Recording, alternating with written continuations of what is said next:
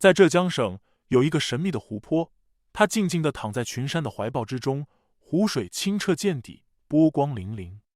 在它的水下隐藏着一个古老的秘密，这里不是只有清澈的湖水和岛屿的倒影，还有沉睡了1000年的古城，它的故事至今鲜为人知。在这片宁静的湖水之下，曾经繁华的街道、熙熙攘攘的市场、庄严肃穆的庙宇，如今都静默无声，等待着世人的发现。古城的故事要从一个渔夫开始，老张，一个在千岛湖上打鱼多年的老渔民，他的生活与这片水域息息相关。千岛湖，它是由新安江水库拦截新安江而形成的人工湖，湖面广阔，岛屿星罗棋布，共有1078个大小岛屿。这里不仅风景秀丽，气候宜人，更有着丰富的自然资源和生物多样性，是一处不可多得的旅游胜地。一天，老张像往常一样在湖上撒网，但这次他的网却意外地被一些坚硬的物体挂住。他本以为是湖底的岩石，但当他潜入水下，却惊讶地发现，那些坚硬的物体竟是古老的石砖和雕刻精美的石柱。老张的发现很快引起了当地文物部门的注意。经过专家的初步勘查，确认这些石砖和石柱属于一个古代的城市遗址。考古部门立即就和当地的潜水俱乐部进行了合作。随着进一步的考古发掘，一个令人震惊的事实浮出水面：在千岛湖下，竟然隐藏着2座古城、3座古镇和1300多个古村庄。6年前，国内顶级水下摄影师吴立新第一次潜入千岛湖，让消失了半个世纪的古城重见天日。6年后，他再一次来到了千岛湖。每次来到浙江省的千岛湖，他都会在熟悉的农家小院准备他的潜水装备。他和搭档会仔细检查并充满2个12升的气瓶，以确保在30米深的水下能持续工作半小时。他们的目标是探索水下被淹没的十里铺村，一个保存着众多古建筑的神秘村庄。1959年新安江水库建成后，这个古城便与世隔绝，只有潜水员有机会再次触摸这些古迹。面对冰冷、能见度低的湖水，吴立新和他的团队依靠声呐等先进设备，确定了水下村庄的位置，并开始了他们的探索之旅。尽管第一天的探索没有收获，但他们并未放弃。经过多次下潜，他们终于在第2天大雾中发现了一座老宅子，这是他们梦寐以求的目标。吴立新用相机记录下了这些精美的木雕，仿佛穿越时空，与古代的人们产生了联系。他们的坚持和努力，让更多人有机会一窥这座水下古城的神秘面貌。在历史的长河中，鹤城始建于公元208年，也称淳安古城，原淳安县县城。古钱壁状精工细琢的商字形门廊下，成片的徽式大宅沿溪而建。另一座狮城得名于遂安县城北部的五狮山，该城从唐代开始作为遂安县治，古有浙西小天府之称。这2座古城都曾是新安江畔徽商商路枢纽，它们坐落在浙江省淳安县的心脏地带，依山傍水，地理位置得天独厚。这里土壤肥沃，气候宜人，自古以来便是农业发展的重要基地，也是商贸往来的繁华之地。狮城的历史可以追溯到东汉时期，那时它只是一个小小的聚落，但随着时间的推移，它逐渐发展成为一个重要的郡治中心。城内街道纵横交错，商铺林立，手工业和商业蓬勃发展，吸引了四面八方的商人和游客。城中的书院和庙宇不仅是学问和信仰的圣地，也是文化交流的平台，使得狮城成为了一个文化繁荣、教育发达的城市。然而，历史的车轮滚滚向前，古城的命运也随着时代的变迁而发生了转折。1959年，为了控制洪水和发电，建造了新安江水库。在那个科技上不发达的年代，面对自然的力量，人们显得无能为力。经过一番激烈的讨论和权衡，最终决定牺牲古城，以换取更大的公共利益。浙江将原淳安县、遂安县2县合并为淳安县，29万人从此移民到别处。他们带着对家园的眷恋和对未来的希望，离开了这片他们世代生活的土地。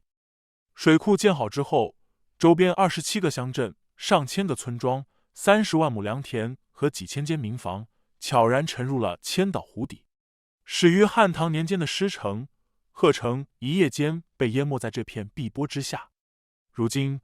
当我们通过潜水或高科技的水下探测设备，再次窥见这座古城的面貌时，不禁为它的美丽和历史深度所震撼。在古师城里，能看到城内部分民房木梁、楼梯、砖墙依然耸立，并未腐烂；有的大宅院围墙完好无损，房内仍是雕梁画栋，连狮子的表情都是栩栩如生的。用手拂去墙上的淤泥，城墙石缝里的石灰仍保存完好，气势宏伟的拱形城门也傲然地耸立在水中，并且还能推开。乾隆时代的城砖、明代的石碑依稀可见，有的房屋甚至还保持着关门的状态，窗棂完整无缺，仿佛小屋仍在静静地等候着外出的主人回家。在千岛湖的幽深水下，圣旨牌坊矗立如往昔，成为古师城不可磨灭的印记。城内23座功德牌坊默默诉说着历史的辉煌，而随着科技的进步和水下探测系统的运用，科甲连登坊、雨门三级坊、龙立坊等11座牌坊的具体位置被逐一确定，连同状元台、新安会馆、育婴堂、方氏宗祠等文物古迹，它们的位置也被探明，重现在世人眼前。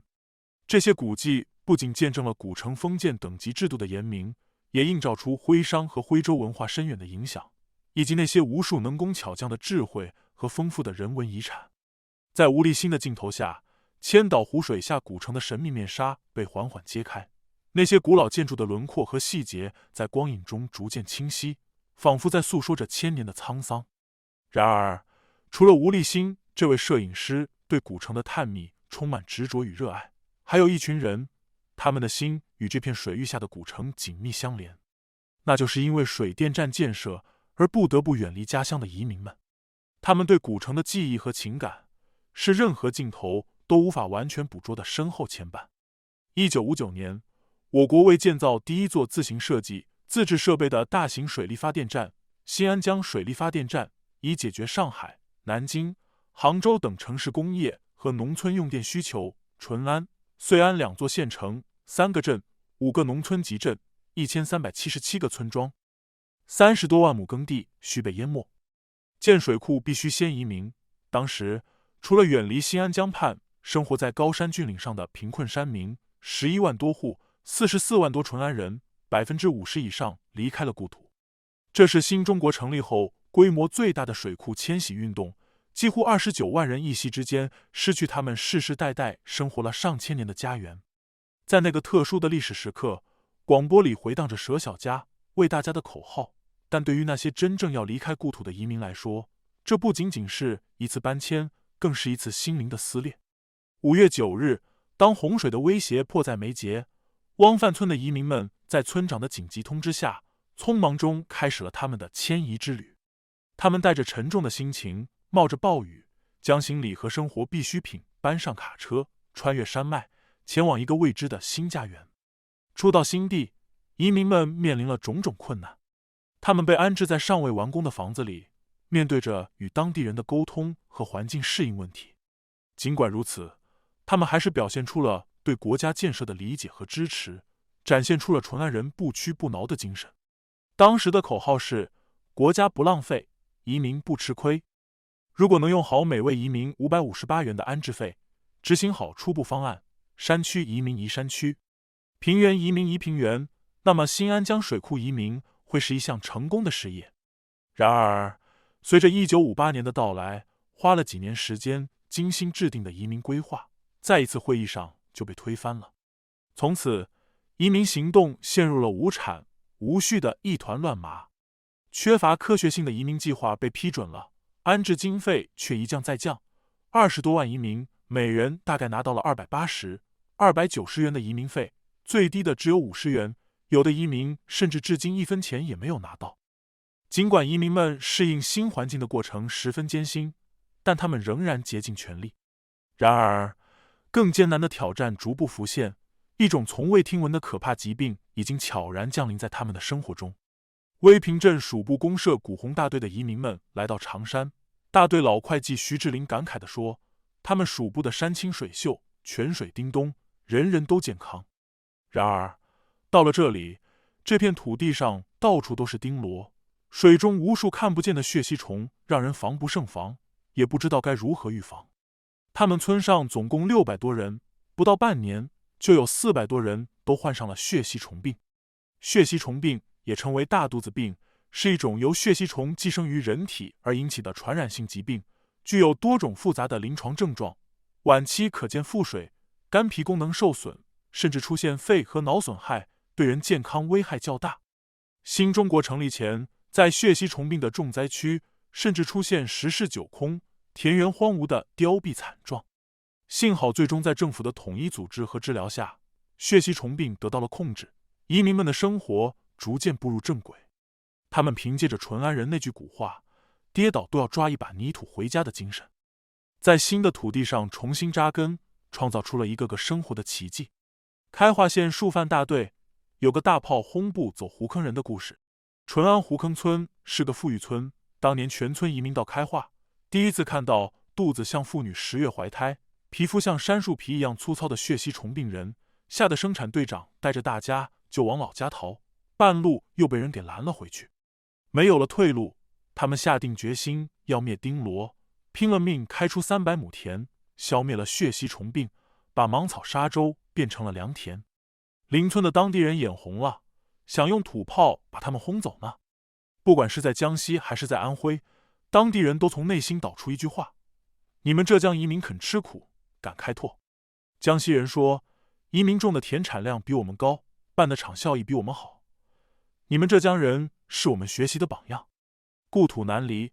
，20多万水库移民，近10万个家庭，几乎家家户户都可以写一本移民的书。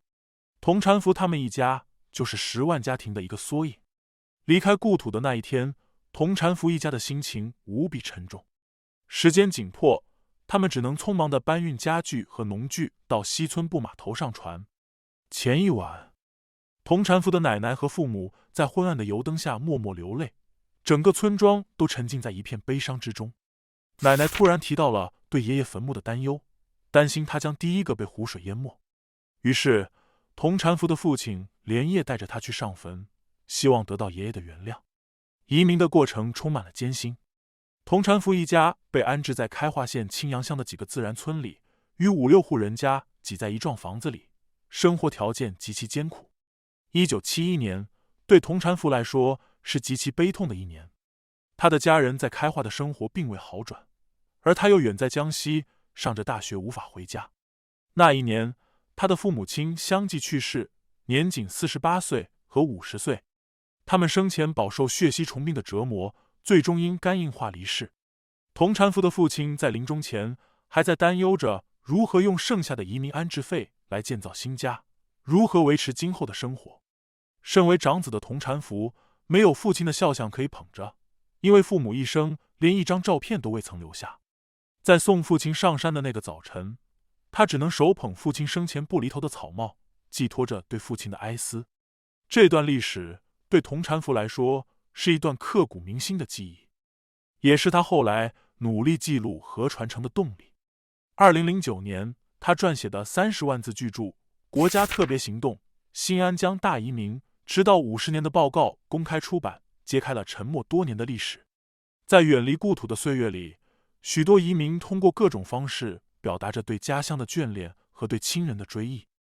82岁的余年春每天清晨都会披上他的藏青色布外套，静静地站在阳台上，目光穿透薄雾，凝视着远方的龙山岛。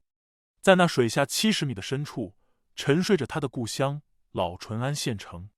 半个世纪的流转并未模糊他对故乡的记忆，反而让那份乡愁愈发浓烈。退休后，他将这份深情化作了13年的坚守，一笔一画在纸上复原了鹤城和狮城的风貌，完成了3幅手绘地图。如今这些地图已成为淳安县志的一部分，更在狮城博物馆中展示，讲述着古城的过往。在过去的57年里，余年春几乎每天都会与湖心的那座岛进行对视对话。余年春回忆，当年的淳安县城有一条北大街，是全城最繁华的商业街，商铺林立，有盐站、布庄、医药、百货等。这些商铺排列整齐，秩序井然。与北大街相对的是东大街，那里有一排用茶园青石建造的牌坊，十分壮观。马头粉墙、青灰小瓦、雕花窗棂随处可见，古庙、书院、戏馆等应有尽有。青石板路从西城楼下开始延伸，经过横街雷家巷2号的余家，直达东城楼。移民时，他只是一个24岁的青年，他的父亲和弟弟被分配移民江西，他则带着妻儿往山上地势高的地方落脚，就是今天的淳安新县城。欧阳小慧并非移民，水漫到了他的村子前，索性就没有漫上来了。不过老太太熟悉的很多地方都被淹没了。欧阳小慧在临近64岁的年纪，从零开始学习书画。老太太的画作主要题材为深藏在千岛湖湖底的淳安老县城。年轻时，她常挑着担往返县城，许多地方至今对她仍留下深刻记忆。她能准确画出村子的位置、路线、水流方向等。老太太将这些细节都描绘在画卷上，并为这幅画取名为《百里家乡一写》。此外，老太太还画了水下古城、鹤城、茶园镇，基本上根据记忆以及向旁人打听，从新安江大坝潼关峡的位置到与安徽交界处，画下了基本上当年所有水下的村子的地理位置。汪生元是余年春的同班同学，也是一位移民，他们已经失联了半个多世纪。当他得知余年春在画老县城地图时，非常高兴，因为他们即使在不同的地方，依然是同路人。他们都在用自己的方式去抢救那段记忆，去表达那份乡愁。在退休前，汪生元一直在德兴市的一所中学教学。新安江水库移民安置中，共有1573户，7728名移民分别被安置在了德兴市179个自然村。汪生元他们对如何纪念那段历史有着深深的思考，最后决定通过写一本《德兴市新安江移民志》来传承淳安文化，让后代铭记淳安移民的艰苦奋斗。在2012年，移民志正式完成，共分为8个篇章、24个章节。该书回顾了移民家乡的状况，介绍了新家的德兴，详细的讲述了移民的过程，并记录了移民的相关信息。汪生元在他的书中详细介绍了淳安当地的土话和众多小吃的制作方法，如淳安人过年大戏、拜贺庙等风俗。编纂移民志时，汪生元和其他参与编纂的老人没有拿过1分钱的稿费，采访记录的纸笔都是他们用退休金自己掏腰包。移民志写完后，他们还在德兴市的淳安移民中众筹了约30万元的出版费，以每本150元至180元的成本印刷了2000本移民志，但卖出的售价仅为50元。这些老人从未想过从中获利，对他们来说，历史传承是最大的收益。无论是余年春、汪生元，还是千千万万个移民，他们都以自己的方式表达对故乡的思念，对古城的怀念，以及对历史的敬重。他们试图记录那段历史，那份乡愁和记忆。通过这种独特的传承方式，浙江千岛湖镇的水下古城重获生机，使更多人有机会了解这段古城的历史篇章，同时也使人们有机会阅读德兴市新安江移民志，深入了解那段移民历程。在这些深情的笔触和回忆中，我们见证了千岛湖移民对故乡的无限眷恋和对历史的尊重。这份对过往的执着和对文化的坚守，不仅让古城的记忆得以保存，更为古城的重建奠定了坚实的基础。随着时间的流逝，这份记忆和尊重逐渐转化为一种力量，推动着古城以一种全新的方式再次矗立于世。为了保护这座被誉为中国版的亚特兰蒂斯的水下古城，确保其安全和原貌不受破坏，潜水观光并不可行。于是，一项宏伟的工程在淳安县江家镇展开，将水下千年狮城的原生景象完整地复刻上岸。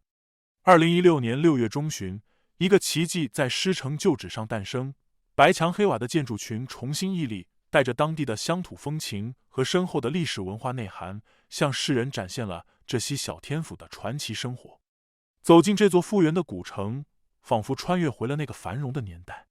这里重现了全狮城最繁华的东大街、北大街，街道两旁的商铺和住宅都按照古狮城的风貌精心重建。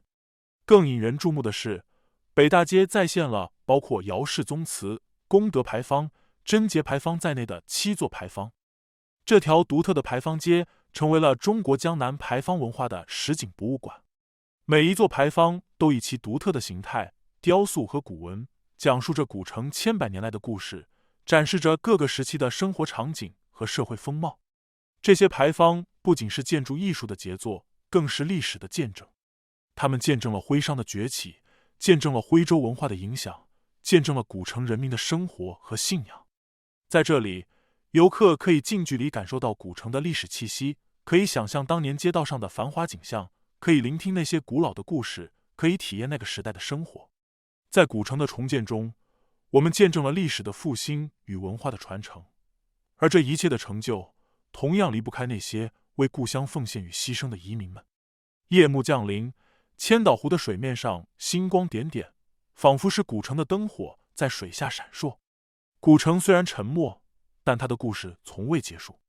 它在等待着更多的探索者去发现它的秘密，去感受它的呼吸。你还知道哪些神秘的古城值得去探索吗？欢迎在评论区分享。如果你喜欢今天的影片，请记得点赞、订阅和转发哦。本期内容到此为止，我们下期再见。